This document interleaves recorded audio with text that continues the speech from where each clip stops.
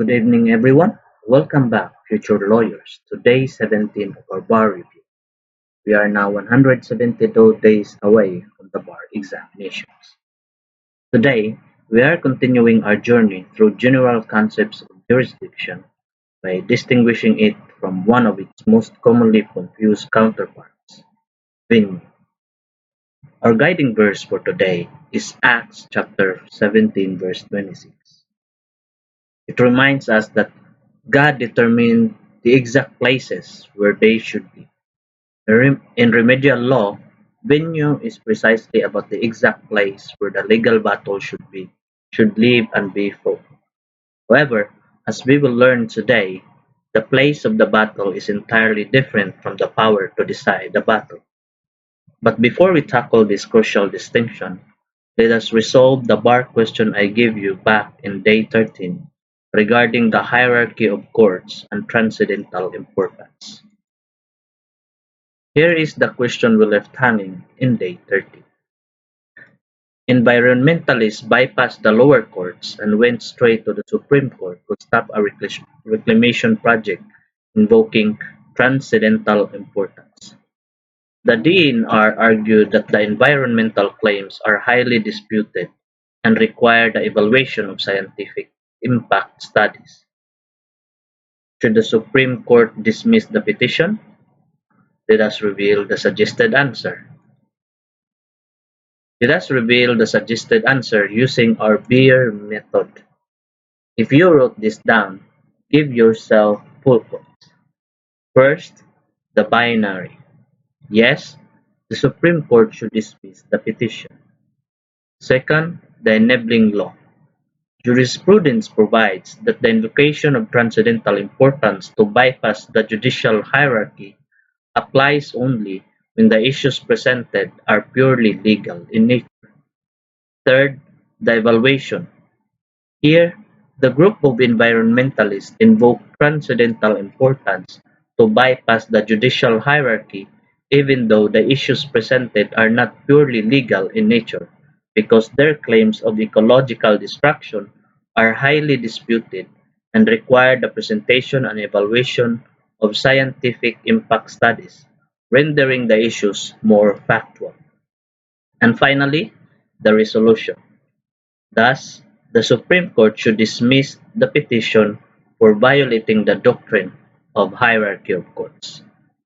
Notice how flawlessly this evaluation waives the specific objective facts of the case, the highly disputed claims, and the scientific impact studies, to prove to the examiner exactly why the issue is factual and not purely legal. This perfectly triggers the geo-Samar limitation. Now, let us proceed to today's main topic. To properly digest the difference between jurisdiction and venue, we will use our four-level analytical framework, the Beer syllabus. First, the big picture, placing us within the framework of judicial power. Second, the essential pillar, where we distinguish their definitions, nature, and weavability. Third, the elemental principle, highlighting the crucial difference between venue in civil cases versus criminal cases. And lastly, the root level, looking at a specific Supreme Court ruling regarding motu proprio dismissals.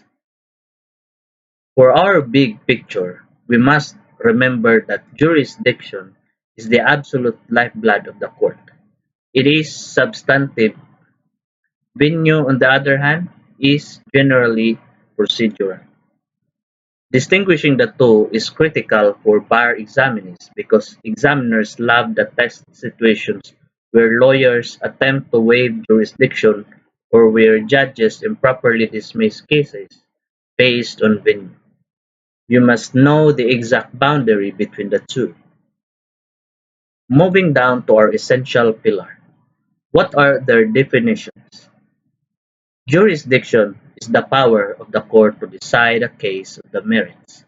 It is the authority to speak the law. Venue simply refers to the geographical location or the place where the suit may be filed or tried. Jurisdiction asks, does this court have the power? While venue asks, is this court the right location? To master their differences, look at the visual graphic on your screen. Jurisdiction is a massive, unmovable stone pillar. It is a matter of substantive law. Because it is conferred by law, the parties cannot create it, they cannot agree to it, and they cannot waive it. Venue in civil cases is the movable map pin. It is merely procedural, designed for the convenience of the parties. Because it is just a map pin, the parties can sign a contract stipulating to move the venue to another city. Furthermore, if a plaintiff places the pin in the wrong city and the defendant fails to object on time, the defect is permanently waived. Now we reach the elemental principle. This is arguably the most important slide today.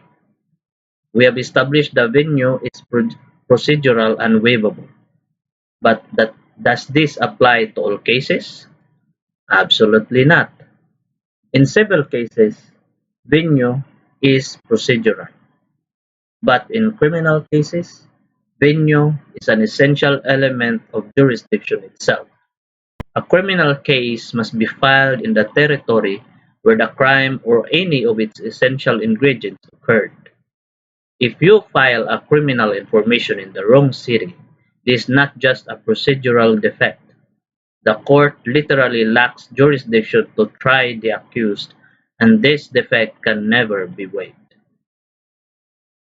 Continuing our elemental principle, how do courts treat these defects on their own?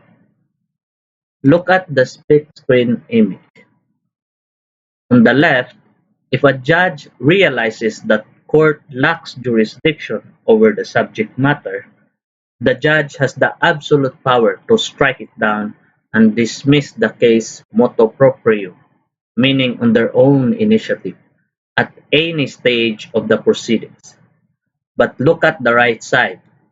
If a civil case is filed in the wrong venue, the judge's hands are tied. The court cannot motu proprio dismiss an ordinary civil case for improper venue.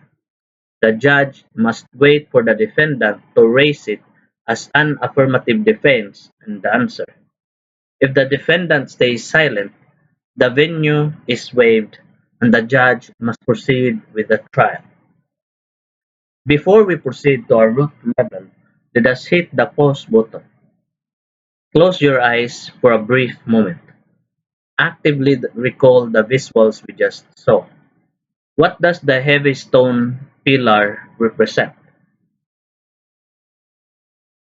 Yes, jurisdiction, because it is substantive and unmovable. What does the movable map pin represent? Venue in civil cases, because it can be transferred or waived. Finally, can a judge dismiss an ordinary civil case motu proprio for improper venue? No. Their hands are tied unless the defendant objects. Open your eyes. Excellent. Let us lock those concepts in. Let us bring down this to the root level with a 2018 case of Bridgewell Finance Company versus Pineda Jr. In this case, a civil action was filed in a court where neither the plaintiff nor the defendant resided. Realizing this geographical error upon receiving the complaint, the trial court judge immediately dismissed the case motu proprio without even waiting for the defendant to file an answer. The Supreme Court reversed the dismissal. The court emphasized that improper venue is not equivalent to lack of jurisdiction, because venue in civil cases is merely procedural and waivable. Courts cannot motu proprio dismiss the case. It is a defense belonging strictly to the defendant. By dismissing it early, the judge unlawfully deprived the defendant of the right to waive the improper venue. To wrap up our discussion today, here is a highly possible bar question testing the exact limits of a court's power over venue. Let us read it. Peter, a resident of Makati City, sued David, a resident of Quezon City, for the collection of an unpaid loan amounting to 3 million. Peter filed a complaint before the Regional Trial Court of Manila.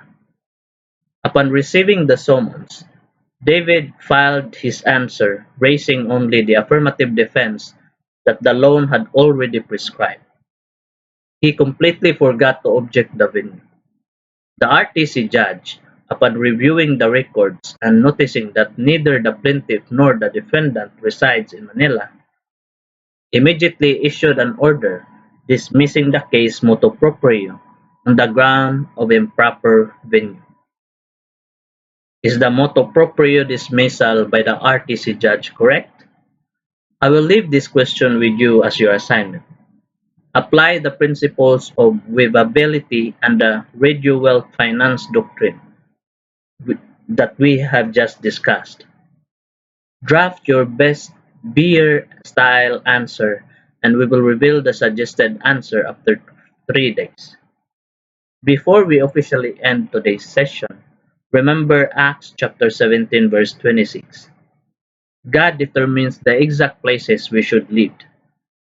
In remedial law, the rules determine the exact places a case should be tried. But remember, in civil cases, the parties hold the power to waive it. Thank you for joining me on day 70.